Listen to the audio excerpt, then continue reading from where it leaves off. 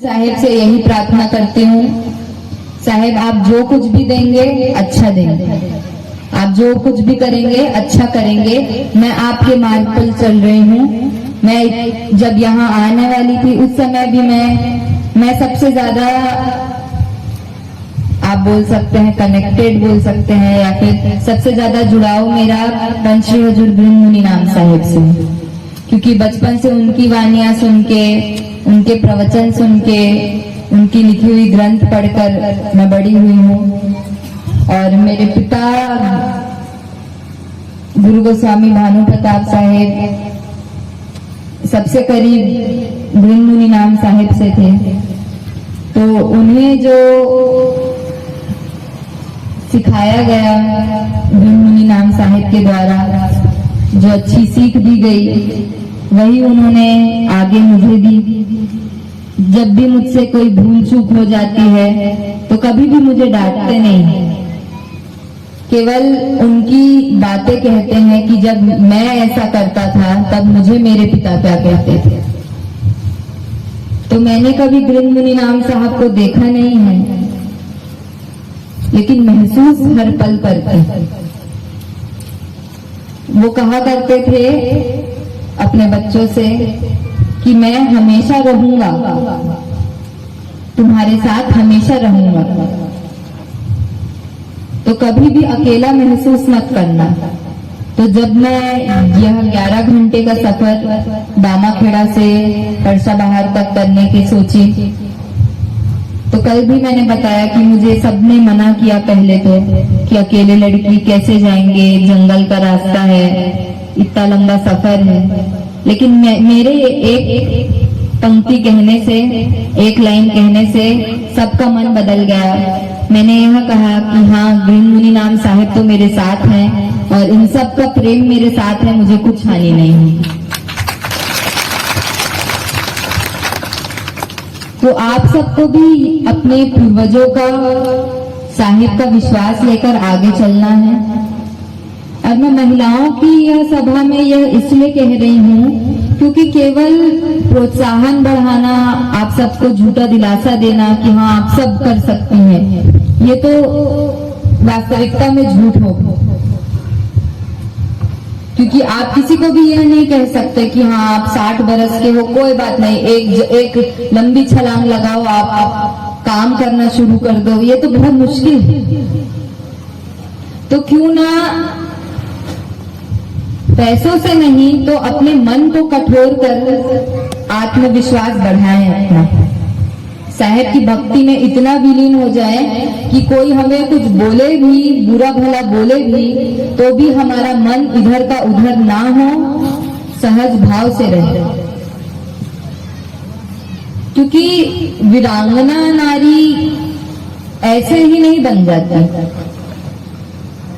क्योंकि हर नारी का तो दायित्व है कि हम बच्चे पैदा करेंगे, अलग अलग परेशानियों से निकलेंगे।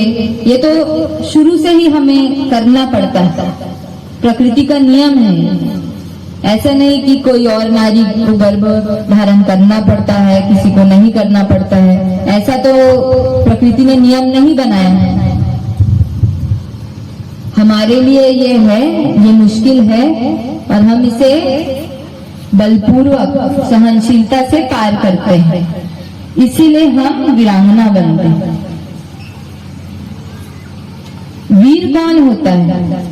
जो कठिन से कठिन परिस्थितियों का सामना कर कर, चाहे हाथ कट जाए, चाहे पैर कट जाए, लेकिन अपनी मार्ग, जो हमारा एम है, जहां लक्ष्य है हमारा, वहां तक पहुंचना, दुश्मनों को हराना, अपने लोगों की सेवा करना, अपने लोगों का बचाव करना।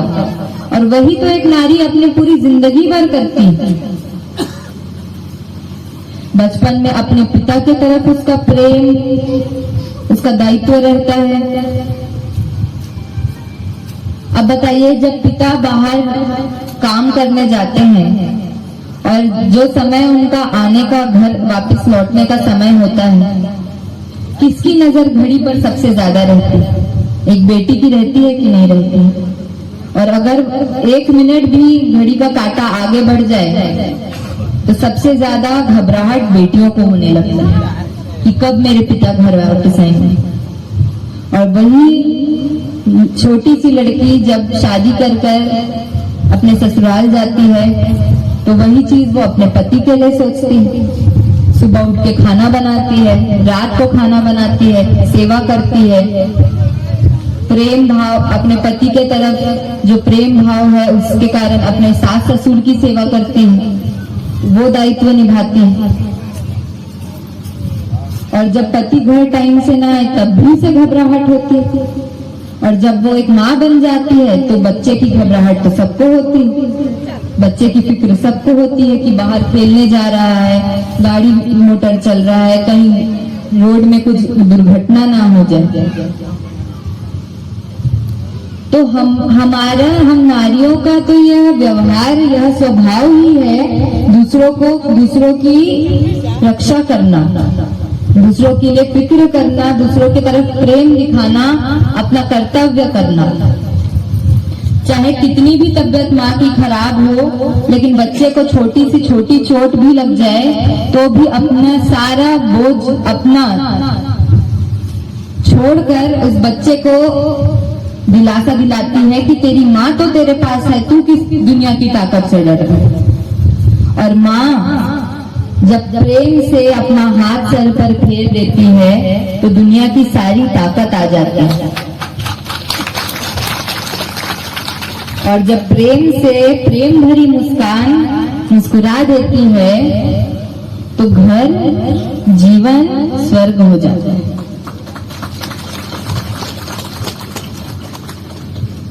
तो हम नारियां इसीलिए वीरांगना कही जाती है। चाहे कोई भी नारी तो अपने आप को किसी से भी कम कभी मत समझना, क्योंकि हम जितना सहते हैं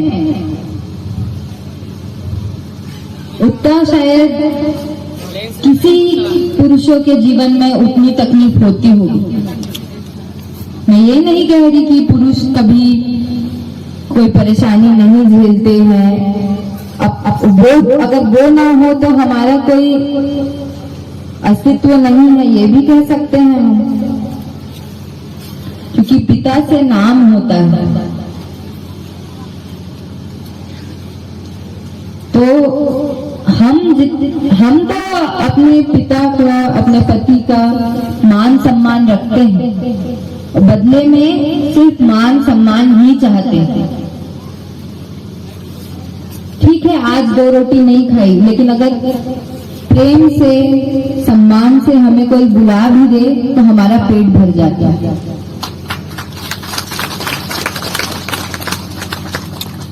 तो मैं ये सब इसलिए कह रही हूँ क्योंकि आप सब को जागरूक करना चाहती हूँ मैं, आप सबको आपका महत्व दिखाना चाहती हूँ मैं, कि भले आप कोई भी काम ना करें, आप घर में बैठ के 2 रोटी बना रही है, उस 2 रोटी से जो आपके घर में पैसा ला रहा है उसका पेट पल रहा है। और अगर आप नहीं होंगी तो शायद उसको कोई खिलाने वाला ना रहे, वो जिंदा ना रहे। तो आपकी महत्वपूर्णता इतनी ज्यादा है कि मानो या ना मानो पूरा घर आपसे ही चल रहा है। आप सब 24 घंटे दिन के काम करते हैं, बिना कमाए, बिना किसी पैसे के लालच के काम करते हैं। क्यों? केवल प्रेम के लिए, अपने परिवार वालों को प्रेम देने के लिए। तो आपसे ज्यादा पूजनीय तो कोई भी नहीं। तो बच्चों से मेरा कहना है, घर से जब भी बाहर जाए साहेब का सुमरन तो करें ही, वो तो परम पिता, अपनी माँ का पैर पड़कर जरूर जाएं, क्योंकि वह देवी से कम नहीं। माँ ना हो तो हमारा अस्तित्व नहीं होता, हमारा जन्म ना हो। और हम क्या करते हैं, जब एक लड़की पैदा हो जाती है घर में, दूसरी लड़की पैदा हो जाती है घर में, जब तीसरा बच्चा गर्भ में होता है तो इल्लीगल बोलते हैं इसे, इसको हिंदी में क्या बोलते हैं? हाँ, अनुचित तरीके से जाकर हम डॉक्टर के पास उसका लिंग पता करते हैं कि पेट में लड़की है या लड़का है, और अगर दूसरी लड़की होने के बाद भी अगर तीसरा पेट में जो बच्चा है वो लड़की होती है तो उसे जहर देके मार देती है। होता है ना ये गांव में अभी।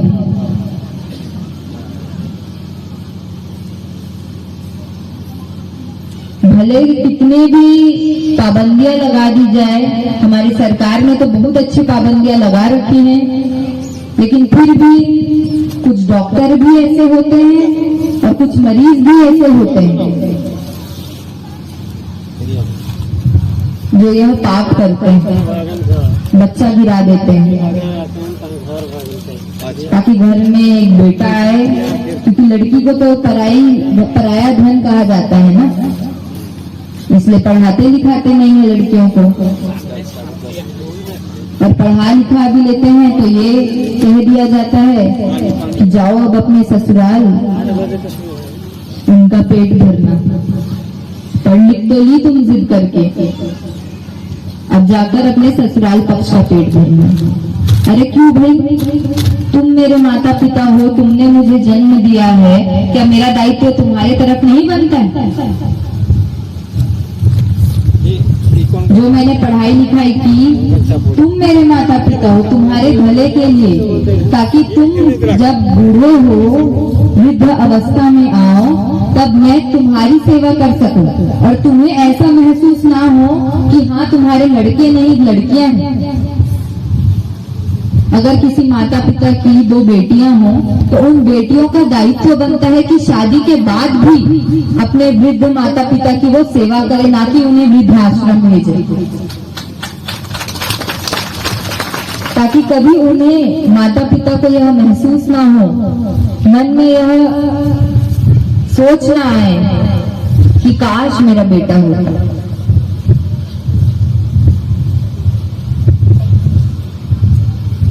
और यह सोचना तो बहुत ही विचित्र बात है कि बेटा होता तो हमें दुख नहीं झेलना पड़ता, हमारे पैसे नहीं लगते।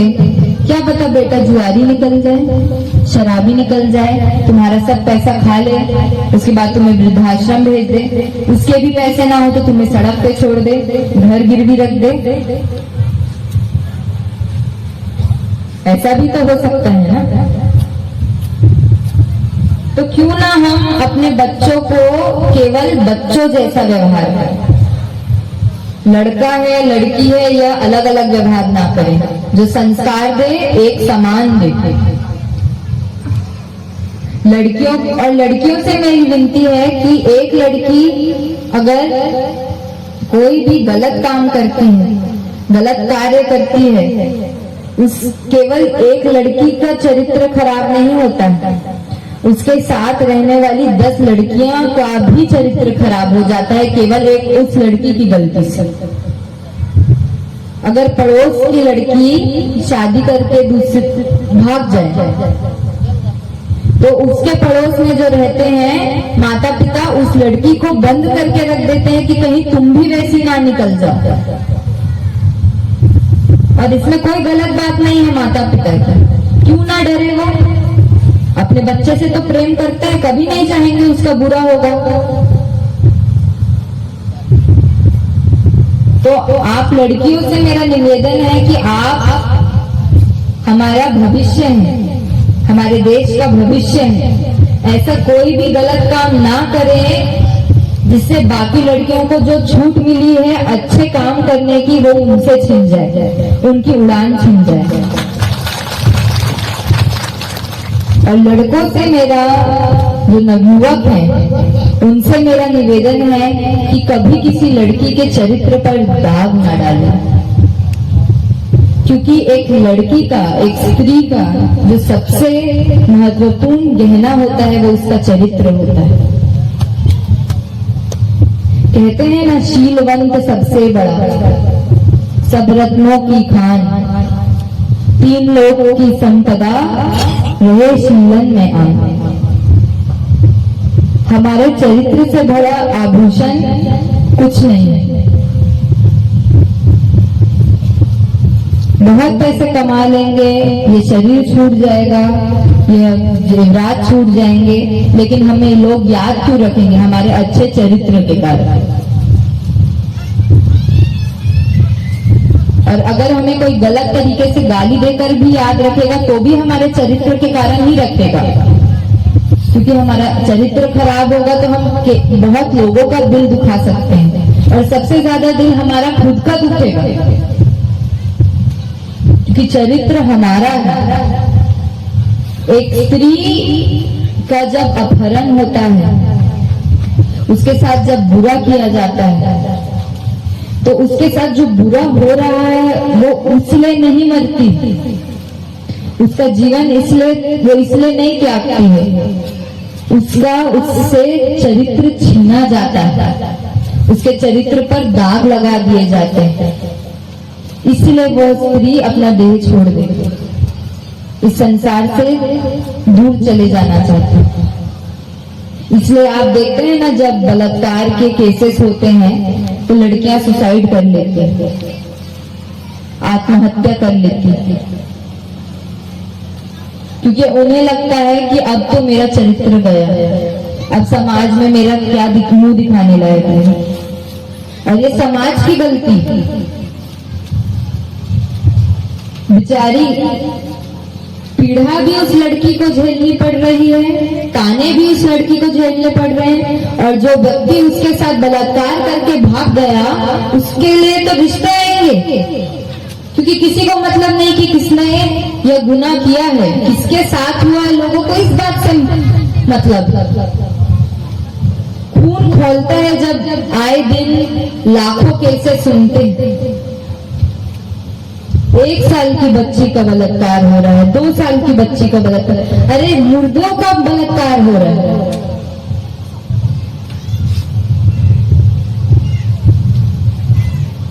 घोर कलयुग से कम थोड़ी है जो हमारा कलयुग हो चुका है।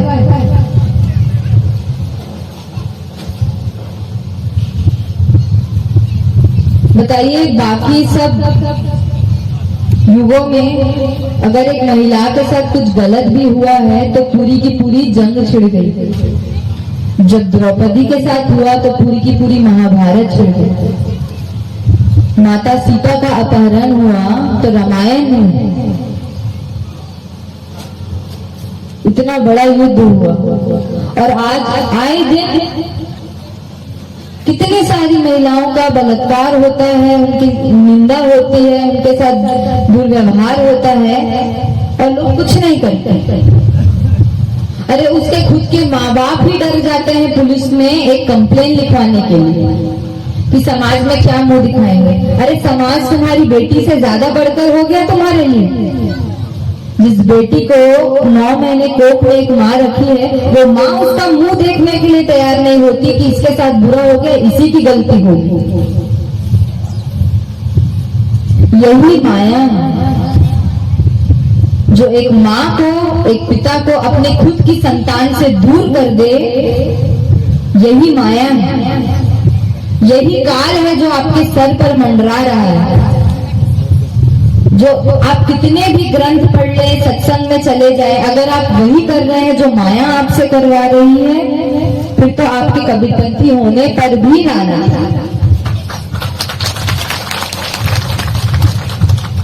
मैं और किसी से उम्मीद नहीं करूंगी, लेकिन अपने कबीरपंथी परिवार से जरूर उम्मीद करूंगी कि यह सब माया के चक्कर में, काल के चक्कर में ना फंसे, और अगर गलती से फंस भी जाएं तो साहिब के चरणों में जाएं, भक्ति में मन लगाएं। साहिब इतने दयालु हैं, आपको जरूर माफ कर देंगे।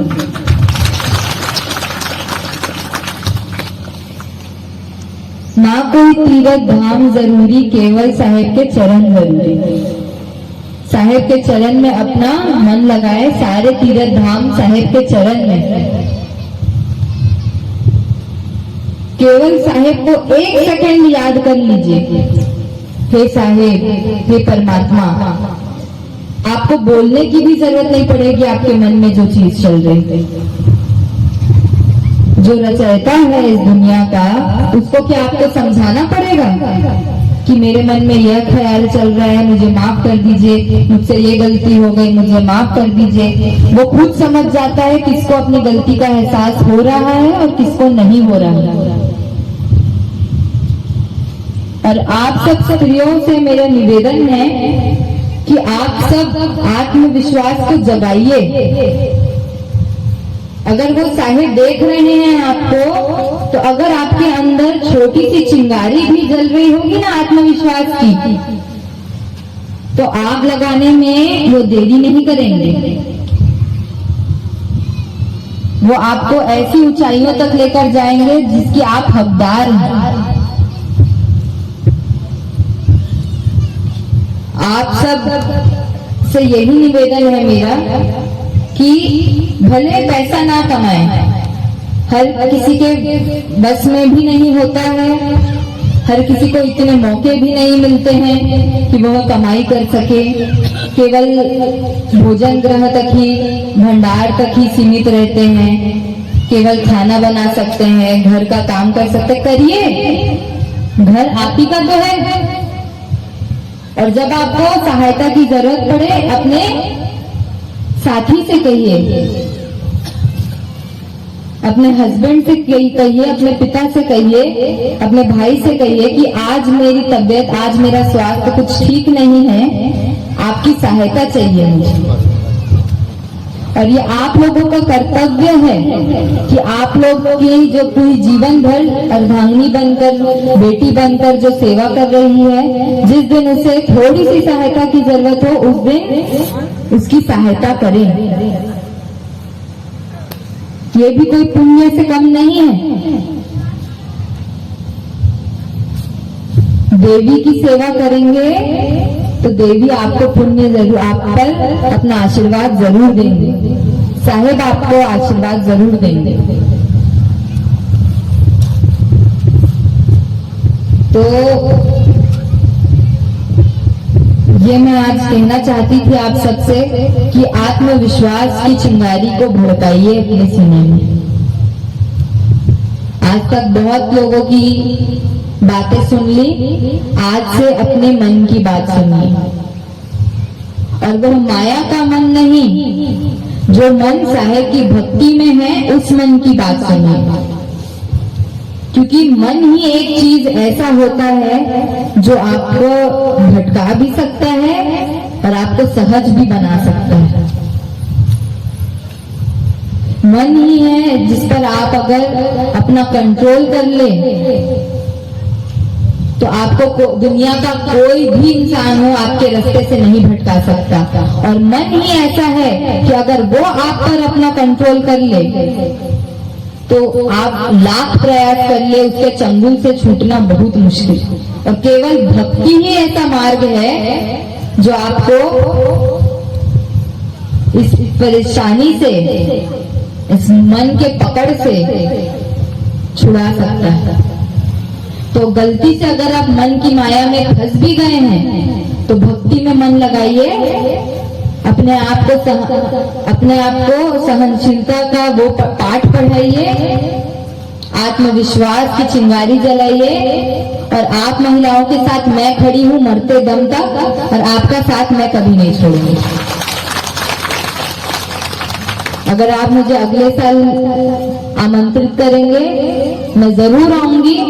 आप सबकी परेशानियां फिर से सुनूंगी कि इस एक साल में आपने कितनी तरक्की की है। तरक्की केवल पैसे कमाने से नहीं, आपने अपने मन के ऊपर कितना कंट्रोल पाया है, अपने घर में कितनी अच्छे काम करने की जागरूकता फैलाई है, आसपास में कितनी जागरूकता फैली है।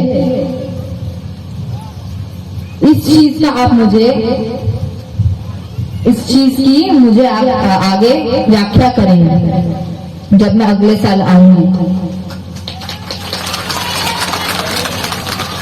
और मैं चाहूंगी कि इससे डबल भीड़ हो, ताकि जो संदेश मैं साहिब का फैलाना चाहती हूँ वो ज्यादा से ज्यादा लोगों तक फैले, ज्यादा से ज्यादा लोगों का भला हो। और बहुत ही शांतिपूर्वक तौर से आपने मेरी बातें सुनी। कहने को तो बहुत कुछ है, लेकिन मैं चाहती हूँ आप भीड़ में से बैठी किसी एक महिला से, कोई एक महिला खड़े होकर जो आम दिनचर्या में कोई भी कठिनाई आप महसूस करती हैं, उस कठिनाई को पूछें। उसके बाद जो मेरे मन में और ख्याल है मैं वो ख्याल कहूँ। आप भी पूछ सकती हैं, कोई भी प्रश्न हो मन में जो आज तक आपको माता पिता से पूछने में झिझक हो, तो मुझे बहन समझ के पूछ लीजिए। मेरा नाम वैसे तो उन्मुनी है, लेकिन आप सबने मुझे चुनमुन दीदी का भी दे दिया। मुझे सिर्फ घर के लोग चुनमुन बोलते हैं, तो इस सब से तो पक्का ये है कि मैं आप लोगों के घर की ही हूँ। आप लोगों ने मुझे चुनमुन दीदी बना दिया, तो अगर मुझे अपना मानते हैं तो जरूर कोई भी एक हिम्मत जुटाकर पूछिए।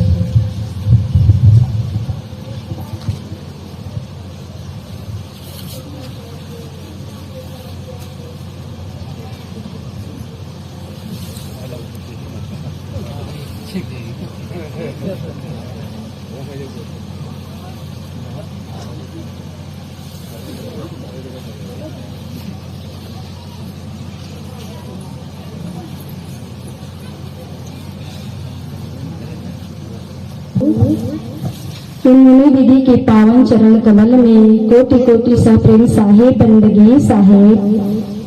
हमारी माताएं बहनें हैं जो भी हमारी दीदी से पूछना चाहते हैं, सवाल जवाब करना चाहते हैं, कुछ भी अपने समस्या का हल निकालना चाहते हैं, कुछ भी यदि परेशानी हो तो हमारे दीदी के सानिध्य में ये सब का हल है, आप पूछ सकते हैं।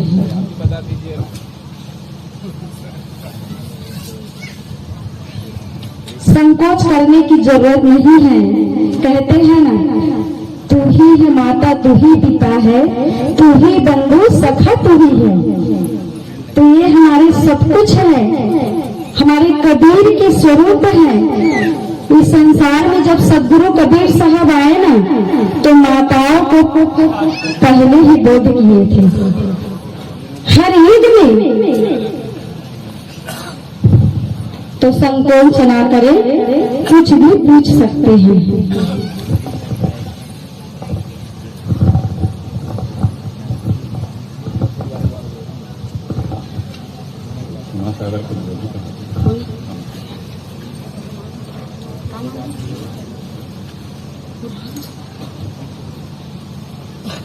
हमारे बीच कुना सागर साहिब जी आए हैं और अपना विचार रखना चाहते हैं। साहेब बंदगी साहेब परम पूज्य पंच श्री उज्जवल प्रकाश मणिराम साहब मेरे गुरुदेव, और गुरु गोसाई भानु प्रताप साहब, पंच श्री उदित मणिराम साहब, 4 गुरुवंश 42 के पावन चरण कमलों में साहेब बंदगी साहेब। परम पूज्य दीदी उन्मुनी गोस्वामी के पावन चरण कमलों में साहेब बंदगी साहेब। यहाँ उपस्थित समस्त संतजन, महंतगण और सभी मेरे कबीरपंथी भाई बहनों, आप सभी को मेरी ओर से सप्रेम साहेब बंदगी साहेब। जैसा कि आप लोग पिछले एक दिन से इस कार्यक्रम में लगातार शामिल हो रहे हैं और दीदी जी का उद्बोधन लगातार